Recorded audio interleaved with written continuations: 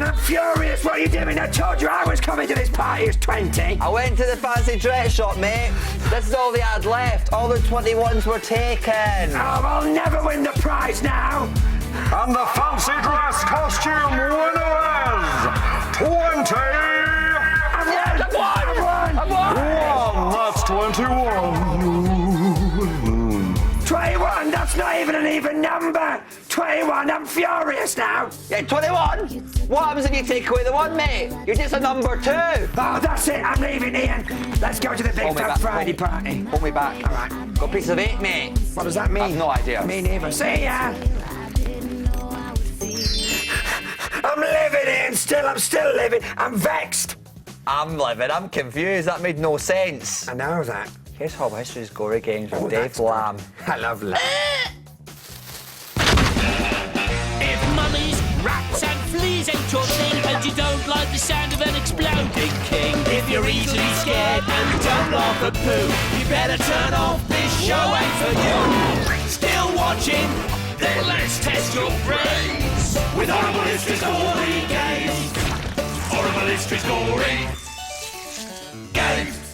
Hello and welcome to Gory Games with me, Dave Lamb. And me, Rattus. And I'd just like to extend a very special welcome to all of Dave's fans. Oh, that's very sweet of you. Or to put it another way, hello, Dave's mum. Hilarious. Welcome then to the goriest game show you will ever see. Let's meet today's horrible historians. Hi, I'm Molly. Hi, I'm Georgie. Hi, I'm Josh. Dave. What? Dave. What? Dave.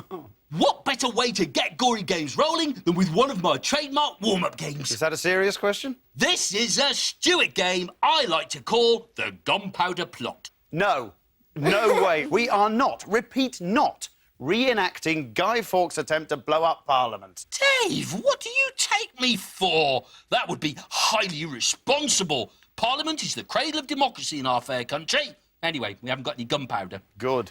So we're going to need to make some. In Stuart times, the key ingredients of gunpowder were bird droppings and human urine. Now, I've already collected some bird droppings, so all we need now is some wee, which is where you come in, Dave. Come on, fill her up. Rattus, you really are beyond the pale. Yeah, but don't you be. Try getting it all in the pail, not beyond it, eh? I'd chuck this over you, but you'd probably enjoy it. Right, Molly, Georgie, Josh, you are playing to win year spheres. Each year sphere contains a historical date, and at the end of the show, your year spheres will be added up, with AD dates being added to your total and BC dates being subtracted from it. So, for example, if these were your year spheres, your total would be, Rattus? Now, I've actually noticed a bit of a pattern to this bit of the show. Oh, yes. Yeah. Well, last time, the total was 735. The time before, it was 735. And the time before that, it was also 735. So, I'm going to go out on a bit of a limb here and say that the total is 735,321 and a half. At the end of the show, the person with the highest year score will win a unique historical prize, picked out of the time sewer by my glamourless assistant. Oh, you are going to be dead impressed. Unlikely. Right, let's get cracking. And to find out what this round's about, it's over to the gory grid. It's the gorgeous Georgians. Your 4 Georgian topics are shoes, beauty products, aristocrats, and schools. Molly, you get to pick first this round. Which topic takes your fancy? Beauty products. Beauty products. The question is, which of these did we Georgian ladies drink to improve our skin? A. Vinegar, pepper and rosemary mixed together. B. Milk and honey. C. Ash, coal dust and candle wax. Let's see your answers now, please. Look at that. Molly and Josh agreeing with C. Georgie out on her own with A. The answer is C. Ash, coal dust and candle wax. I always use ash, coal dust and candle wax because I'm worth it. I don't. I was just doing a voice. Right. Georgie, it's your turn to pick a topic. Can I have school, please? School. In 1793, the schoolboys at Winchester School did what? A. Invented a new sport. B. Rioted. Or C. Pretended to be girls. And you've all ended up with exactly the same answer. You've all gone for B. Let's find out. The answer is B. They rioted. They really rioted. They even fired pistols at some of the teachers. I'm pretty sure that's against the school rules. I'm almost certain it is. Josh, it's your turn to pick a topic. I think I might go with aristocrats. Aristocrats. The Duke of Chandos had his own private what? A, football team, B, orchestra, or C, army. So Molly and Josh are going for C. Georgie thinks it's B. The answer is B. He had his own private orchestra consisting of 27 musicians. That's right, just 27. Kind of like having an MP3 player, only less portable. True. Thanks. So the scores are all square, 2 points each, and the final question this round is on shoes. And it's a prop question. Oh, cheesy. Only the very best. Here is your question on shoes. Why did sailors in the Georgian Navy not wear shoes? Was it A, because they could cause explosions? Was it B, because they couldn't afford them? Or was it C, because they wanted to show how hardy they were? Georgie on her own again with A. Molly and Josh still agreeing on C this time. The answer is A. The nails in the soles of the shoes made sparks which could ignite gunpowder. You couldn't make it up. Well, you could, but it wouldn't be as interesting. So, Georgie, you've won the quiz. Time to choose your first year sphere. Push, push, push. Oh, it's very heavy when it's full. Oh, come on, Georgie. Come on, pick your sphere. Whichever one you want. But beware, inside one is a Stone Age date worth a few million minus points. Push, push, push, push, push, push, push, push, push, push. Bye. So winning the quiz means that Georgie is through to play the Georgian game, but will she be alone or will everyone get to play? Let's find out. It's a single-player silly game, so Georgie, it's off down the time sewer with you. Oh, come and poo!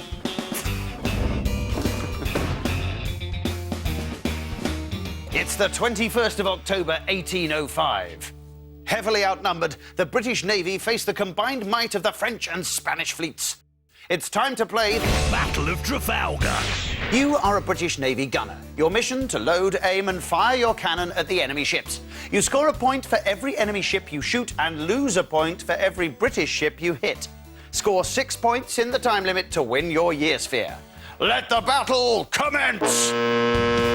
So here goes Georgie with the Battle of Trafalgar at us. In goes the first ball.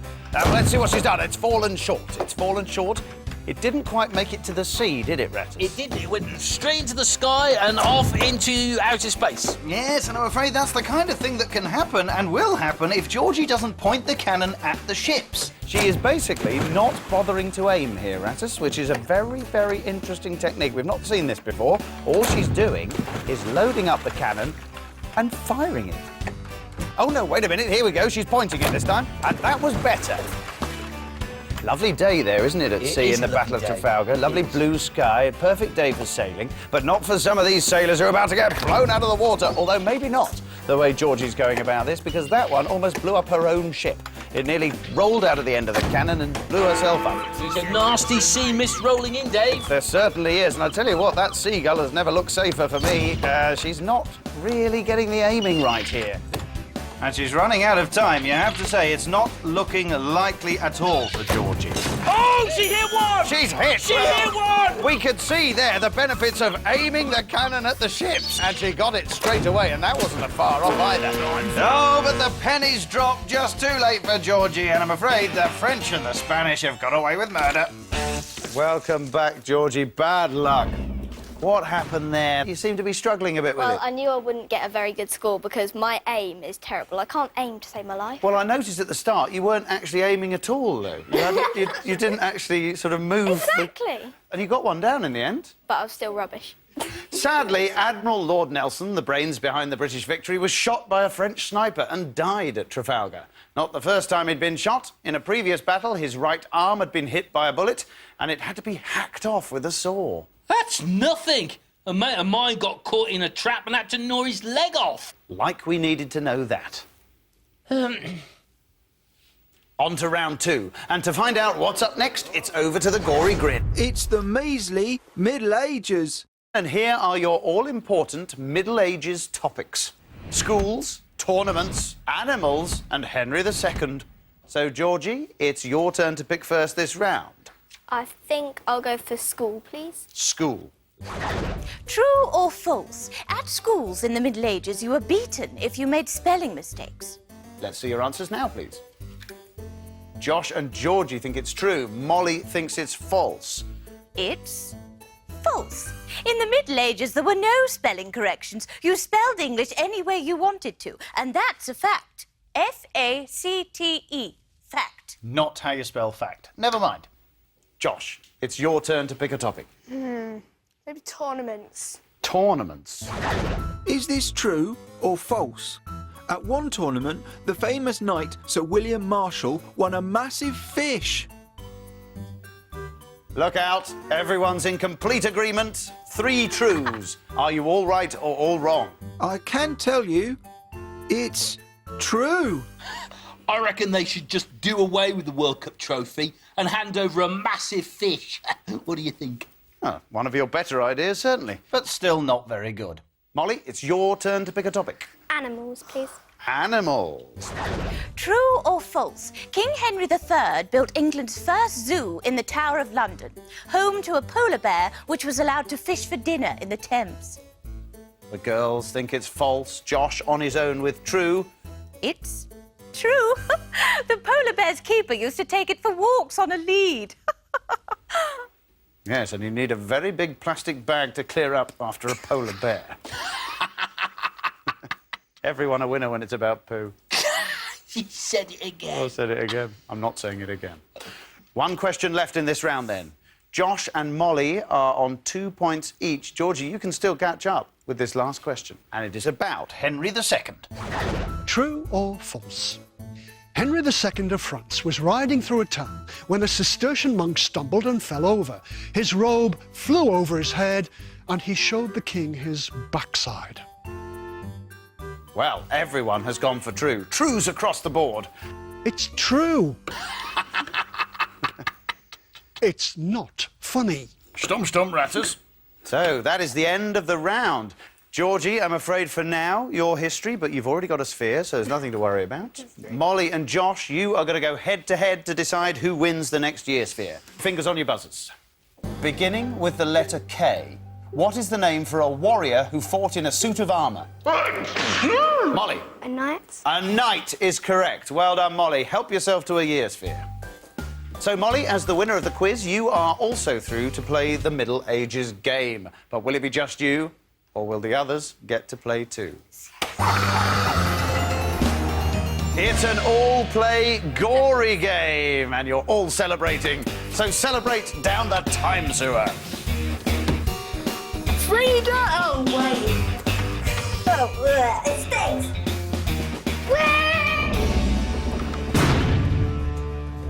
William the Conqueror was a big old bully. At his funeral in 1087, his servants stole his jewels, his body was so bloated it exploded, and the church burnt down. A fitting tribute, I think you'll agree. It's time to play Yakaroo! You are William's servants, and your challenge is to take as much of the old tyrant's treasure as possible and put it in your chest. All the treasure is colour-coded, and you must only take your own colour. Whoever collects the most pieces wins the year sphere. But you better be quick, because the church is going to burn down. Your time starts now. So here we go then with Yakaroo. They've got to steal the colour-coded treasure and stick it in their own chest. And look at the speed of them going. This is the fastest thieving we've seen yet, Ratters. He's so shocked, he's dumbfounded, he's not speaking. There is some top speed theft happening here. And Molly goes in for the crown. Now, we've not seen this before. The crown is being stolen, and about time too. It's got to be the most precious piece of treasure, hasn't it, Rabbit? Well, they all look very pleased with themselves their day, but the truth of the matter is they're not going to get any of that through customs. No, you're absolutely right. Oh, and Georgie there, putting a bit of green treasure in her chest. That wouldn't count, so she's rightly removed it again. Excellent. They've got 10 pieces each to collect, of course, so they're doing very well indeed. No, one's dropped out there. That bounced out, Josh. That won't count for him. And I have to say, Molly is one of the fastest thieves I have ever seen. Faster even than the pickpocket who relieved me of my wallet on the way over here this morning. Oh! And William the Conqueror's stomach has exploded! William the Conqueror's stomach has gone up and it has spattered our contestants in all manner of gory gunk. But they don't seem that troubled by it. They're pressing on with their task. Although I should point out at this stage that tomb raiding generally is a bit of a no-no. Please don't do it.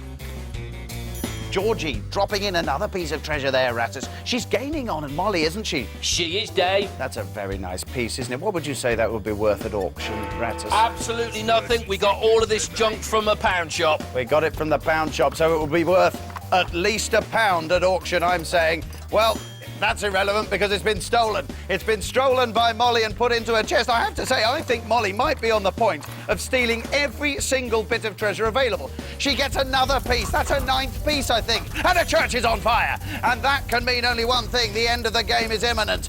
She's only got one more piece of treasure to get for the clean sweep. Here it comes. The clean... Oh, there goes the hooter. Oh, the hooter beat her to it. She was on the point of a memorable world record, but at least Molly has the consolation of a year sphere. Welcome back, Gory Gamers. Get back behind those podiums. Did you enjoy that? No. What didn't you enjoy about it? Who wants guts flying over them? Oh, you got covered in guts, or did everyone get covered in No, guts? I didn't. You didn't? You escaped? jealous. I think I got a bit of his stomach on my shoulder somewhere. That was extraordinary. The winner, with 9 pieces of treasure, was Molly. Help yourself to a year's sphere.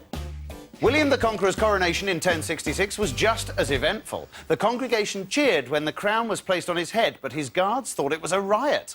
So they attacked the crowd and set fire to the buildings. Oh, he knew how to liven up a church service, that William. He certainly did.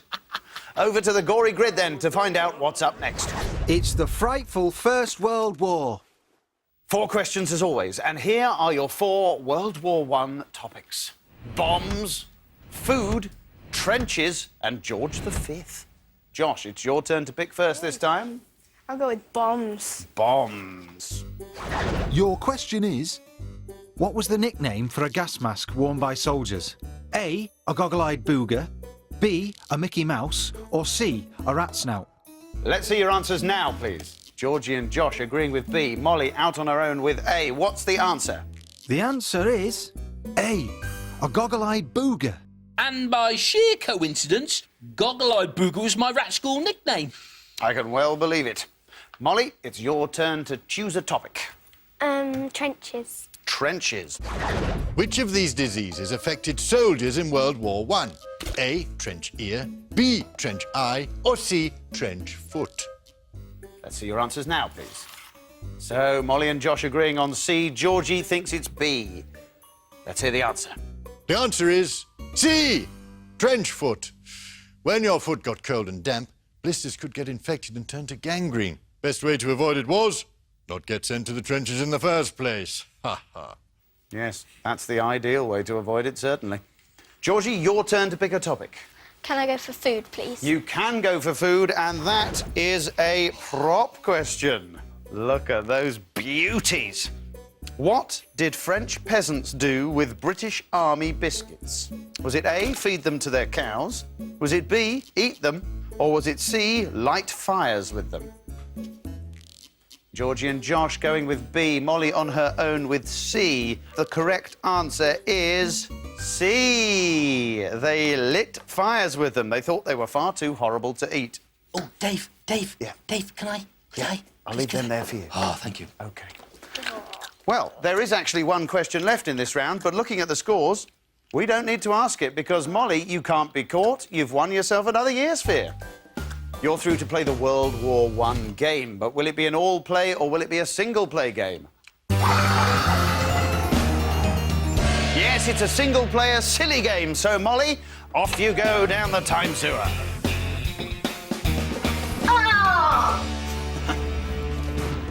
Much of World War I was fought in the trenches, which were truly frightful and full to the brim with rats.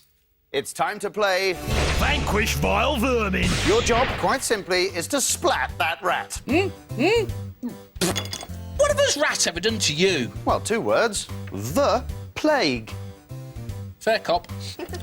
Whack 15 rats with your spade within the time limit to win the year sphere. And your time starts now. So, Molly about to vanquish vile vermin. There's a little one. Missed that one. Wow, she gave that one a thump, though. She's making up for lost time here, Rattus. And Rattus, I have to say, is staring at this open mouth. Rattus, she is wielding that spade like a lunatic. That one's got a helmet on in the foreground. I'm afraid that's not going to be enough protection. She is whacking like a berserker. Rattus, this is terrible. You really don't want to watch this because she is sparing none of these rats. She's not just trying to score points here. She is trying to inflict damage, and boy, is she doing that. Oh, and now my colleague Rattus is getting emotional. And that one, oh, it just slipped off the side of the helmet, probably poked its eye out. Poor thing, what a way to go. Whacked by a spade. Well, Molly just needs one more to win this now, and it'll all be over, Rattus. And she's done it. And Rattus has gone. Rattus has fainted while Molly celebrates her 4th year sphere. Welcome back, Molly. Well done. Pick yourself a year sphere, why don't you? Tell me about your technique. I just tried to whack them really hard because I don't really like rats. Have you had a go at Rattus? It's the last time I'd take a peep at during that game. Yeah, I'd keep well away from that game if I were you. Well, you did brilliantly, Molly. Well done. Soldiers in World War I didn't just whack the rats, they also had a cunning trick. They'd put a bayonet on their rifle, then a lump of cheese on the bayonet. They'd aim the rifle at the enemy lines, wait for the rat to nibble at the cheese and... I think we've heard quite enough. Time for the next round, and it better not involve injuries to rats. Time for the final round. Over to the gory grid one last time to find out who we've got. It's the vile Victorians. Good day. No quirky quiz in our final round. It's straight to our big all-play game. And this one is scary, with a capital S. Everyone, get down that time sewer. Go on, Josh. I really don't want to do this. Bye, Georgie. Bye, Molly. See ya! See ya. Bodies were stolen from graveyards to sell to surgeons who wanted to experiment on the corpses to find out more about how the human body works. It's time to play... Grave Robbers. You are a rotten robber. Your challenge? To steal 3 bodies from the graveyard, get them through the railings, onto the carts, find the key to the cemetery gate, and get them onto the surgeon's table. If you hear this noise, then you must rush back to the cemetery and hide so the policeman doesn't spot you. A second whistle means you can go again. The first person to get all their bodies to the surgeon's table and grab their dodgy money is the winner. 3, 2, 1. So here go the grave robbers through the railings, grabbing their first bodies now. Now, I'm afraid, Josh, you're not going to get it through like that. That's it. That's very good. The drag through is the best way of getting them through. And Molly's off and running straight away. Look at that. Up to the cemetery gates already. Found the key. That can be a problem. We've seen that in the past. And she's working away at the lock already. She's through. She's through with corpse number 1. There it is. 2 more to go for her. That's delivered. You can leave it now. It's there. I've got a bad feeling about Georgie in that middle corpse. She's looking in his trousers for the key. It's hanging off the end of a chain. And Josh is taking his trolley into the final sector of the game. That's not necessary either. So the person who's listened the most is once again in the lead. And Georgie's found the key. Well, that's a good start. That is a very good start. Hang on, where's Josh going with that trolley? And here come the police. Now, they've got to be quick. They've got to get behind those gravestones, and they've got to be quiet because here he comes. It's our Victorian Bobby, the peeler, the rozzer. Here he comes, looking for naughty grave robbers in amongst the topiaried hedges. Clearly, this policeman doesn't think there's anything wrong with a corpse hanging halfway through a railing. Their whistle goes, the second whistle. They're back to the game to where they were. And Molly resumes her battle with corpse number 2. She's through and it's on the trolley. And off she goes. And there, look, he's got a golfer. The check trousers there. I think in his lifetime, this corpse was clearly a golfer. Well, Dave, I think it has to be said golfers do, in fact, die eventually. They certainly do, but not normally on the course, and they're not normally buried in their kit. But this one clearly has been. Second corpse, beautifully delivered there by Molly. Georgie's still wrestling with that lock. She's a long way behind now. There goes Josh in. Second corpse delivered, so it's tight between Molly and Josh. Oh, she's through. Georgie's finally Here it through comes. with a corpse. And there goes Josh with cobwebs in his hair. Molly a little bit cobwebbed as well. And here they go. This is the race. They're as they stand here. Third corpse each coming through. Look at Josh yanking the... Oh, and that could be crucial. Molly loses her third corpse off the trolley. That delay could cost her everything. And here comes Josh. Can he cash in? He's certainly got a cobweb on his head. Can he cash in? Yes, he's straight for the bag. Nothing can stop him now apart from falling into an open grave. He's avoided doing that and it's there. Josh has made it. He's won the grave robbing and that gives him a year sphere. Welcome back, everybody. Welcome back. And, well, no need to ask you, Josh. You're off. You've grabbed yourself a year sphere. Well done. When Queen Victoria was just a child, the infamous criminals Burke and Hare were plying their gruesome trade. Not satisfied with just robbing graves, they murdered people and sold them to a surgeon who experimented on the corpses. Burke and Hare were caught. Hare testified against Burke, who was hanged. And what happened to his body? It was given to a surgeon who experimented on the corpse. He's got a lovely kind of circularity to it, hasn't he? Yeah, not sure lovely's the word. It was an excellent effort, wasn't it? How did you feel it went for you? I knew I was going to win when Molly slipped up for me. Thanks, Molly. Fantastic. Molly, you've ended up with 4 year spheres. Georgie, you've got 1. Josh, you've got 1. Yay. Yay, indeed. Anyone can win this.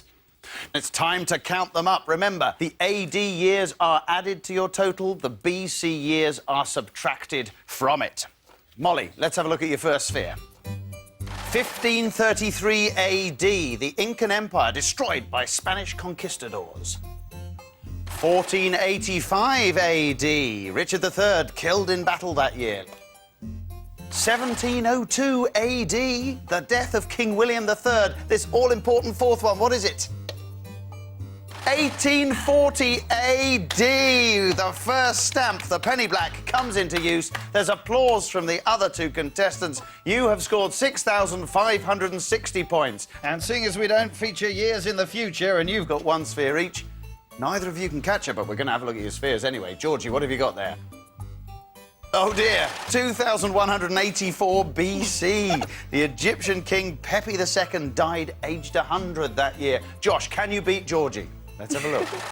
Well, you can, but only just. 490 BC, the Battle of Marathon between the Persians and the Athenians was that year. So that means today's winner with 6,560 points is Molly, who will be taking home our star prize. And when I say star, think more black hole, unfortunately, as it's been selected by the flea metropolis that is Rattus Rattus. Well, today's prize is nothing more than a nutritious piece of fruit. A date, to be precise. Oh, that sounds harmless. An ancient Egyptian date, no less, picked by a trained baboon. Hold on a second. Tell me that isn't a bit of baboon poop on it. Give us a sniff. Yeah, you're right, it is baboon poop. Well, all the better, more authentic, Molly. So, congratulations! There you go, Molly. Sorry, the baboon poop should come off after a while, hopefully.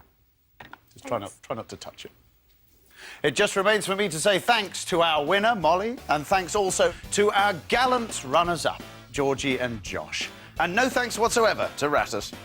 He doesn't mean it, not really. I do. You've been watching Gory Games. Goodbye. Was that show messy enough for you? Or would you have preferred a little more poo? Have you had your fill of blood, guts and gore? Or have we left you still wanting more? Well, keep watching. We'll be back again with Horrible Histories Gory Games. Horrible Histories Gory Games.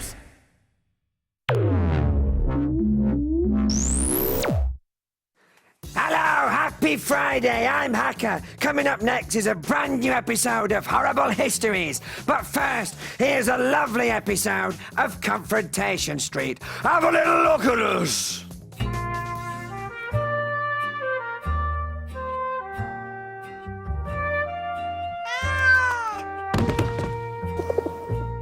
Previously, on Confrontation Street, Elsie Cave Raising won Baroness Vera's crown and all her riches.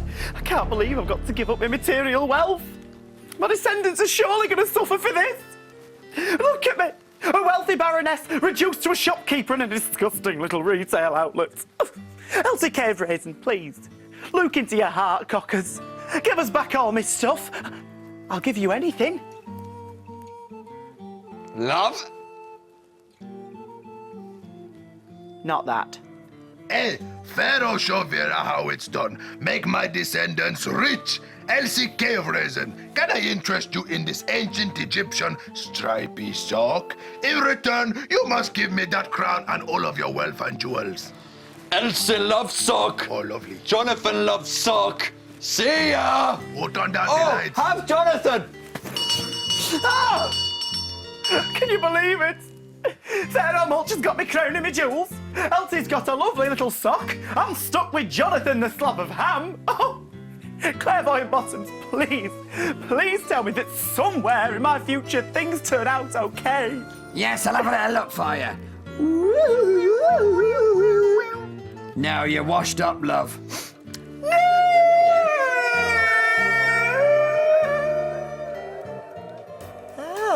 Elsie has an ancient Egyptian sock. That'll be worth millions. Mrs. Dirt Raisin.